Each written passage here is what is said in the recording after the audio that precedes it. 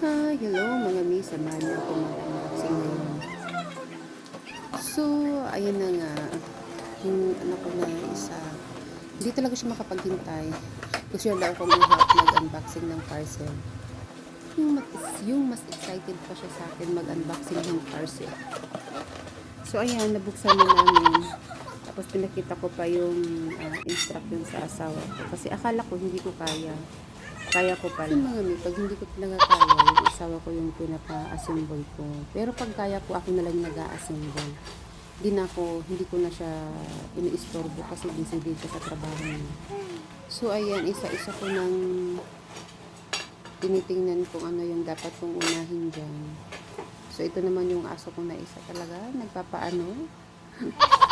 Nagtataka siya, ano kaya daw yung hawak ko? Pamalo ko ba ito? Pero sobrang excited talaga dito yung pangalawa kong anak.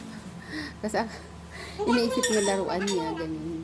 Hindi niya alam na para sa kapatid niya na isa. Kasi nag-i-start na kasi mag-crawl yung anak ko. At saka for safety na rin, pag marami akong ginagawang errands dito sa bahay. So, lagay ko lang siya doon sa tape na yan. Maliit lang yan siya, para lang sa kanya talaga. At pwede rin naman yung isa kong anak, pwede rin siya dyan. So, yung size na nabili ko niyan ay 120 by 120. So, sakto lang talaga kasi, before kasi bumili na ako ng malaking playpen, so bininta ko lang din. Kasi takaw sa space, so yung maliit na lang ngayon yung kinuha ko para sakto lang talaga. So, yung kailangan ko niyan ngayon ay foam or play mat. Kailangan ko para mailagay ko na yung anak ko dyan. Maghahanap pa niyan ako mamaya or next time pag meron na akong budget. So, ayan. Ang tigas niya talaga, no? Ang tigas niya talaga pero tinatry ko pa rin. Kaya pa rin naman ang powers. Ito naman yung anak ko na pangalawa. Excited na siya. Tanong. Marami na siyang tinatanong sa akin. So, excited na siyang maglaro dyan. Yan, kung ano-ano na lang yung ginagawa niya. Nilalaro niya na yung food. Pero actually naman, tinutulungan naman niya ako. Kaya niya daw, kaya niya.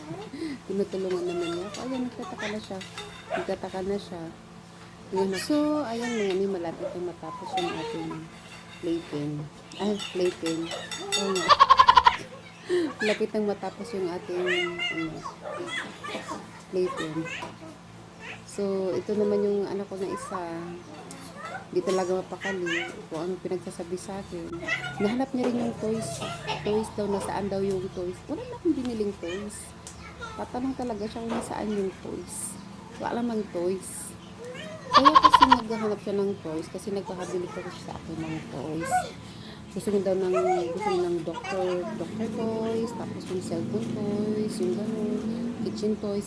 Ang dami-dami niyang request sa akin. Ako naman, sabi ko lang sa kanya, next time na. Pag may budget si Umi. So, ayan mga finally na-assemble na rin siya. So, tapos na siya, 120 by 120 lang siya, yung size. Pwede ko na mailagay dyan yung anak ko. So, pwede ko na ilagay dito sa pag meron na siya tapos mabunod sa baba.